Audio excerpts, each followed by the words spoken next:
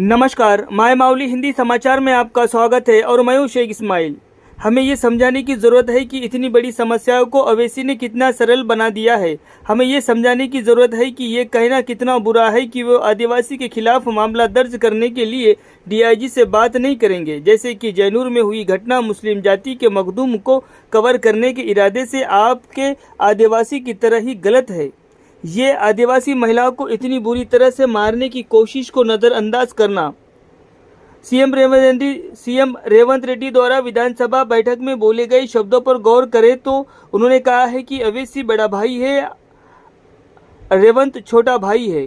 ओवैसी तुमको क्या चाहिए पूछो, हम तुम्हारे साथ हैं। ये इस बात का सबूत है कि कांग्रेस सरकार केवल मुसलमानों की मदद कर रही है। कल सीतक्का भी जैनूर पीड़िता को मिलने गई। समाज को ये समझने की ज़रूरत है कि हमें उससे बात करने के लिए कितना कहा जाता है। हम आदिवासियों के खिलाफ ओवैसी की तीखी राजनीति की कड़ी निंदा करते हैं और मांग करते हैं कि ओवैसी तुरंत आदिवासी महिला से माफ़ी मांगे। आदिवासियों के तौर पर हम मांग कर रहे हैं कि मखदूम मुठभेड़ की तुरंत जांच की जाए और सरकार अपनी जिम्मेदारी निभाए। अन्यथा अगर कोई अन्य परिणाम होता है तो हम मांग करते हैं कि ओवैसी और सरकार इसकी पूरी जिम्मेदारी ले। आदिवासी भारत महासभा के अध्यक्ष कनका सुरेश, आदिवासी नेता कुमरा दौलत, नैथाम रविंदर, गेडाम दीपक, राजेंद्र, तुलसी तो इन सभी ने भाग लिया। గత 2 రోజులుగా జైనూర్ మండలంలో జరుగుతున్నటువంటి వాతావరణాన్ని ఈరోజు మేము పూర్తిగా ఖండిస్తూ ఉన్నాం. దీనికి భిన్నంగా ఆదివాసులను రెచ్చగొట్టేటువంటి ప్రయత్నం చేస్తున్నటువంటి దృశ్యాన్ని ఓవైసీ గారు చేస్తున్నటువంటి సందర్భం కనిపిస్తూ ఉంది.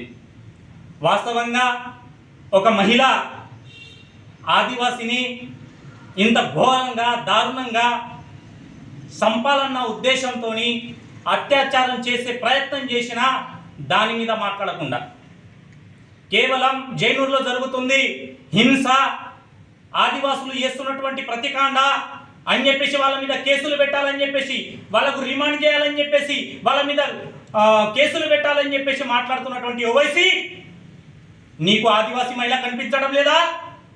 ఆదివాసీ మహిళల మీద ఇంత అత్యాచారం జరిగితే కనీసం పలకరించేటువంటి దౌర్భాగ్యమైన పరిస్థితి నీకు లేదా?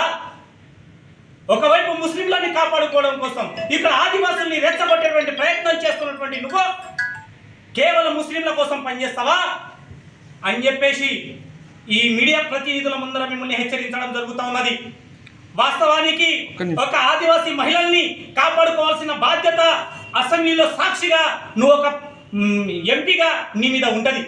కానీ నువ్వు కేవలం ముస్లిం వర్గానికి చెందినటువంటి యువకుల్ని కాపాడుకోవడం కోసం ప్రయత్నాలు చేస్తున్నావే తప్ప ఆదివాసుల మహిళలు చస్తే ఏంది, ఆదివాసులు ఎటుపోతే మాకేంది, కేవలం మా మస్జిద్లో ఉండాలా, కేవలం మా ముస్లింలు ఉండాలా అనే దుర్పాతంతో నువ్వు చేస్తున్నటువంటి పని ఇక్కడ కనిపిస్తలేదా సమాజానికి అని చెప్పేసి నేను నిన్ను అడుగుతా ఉన్నా.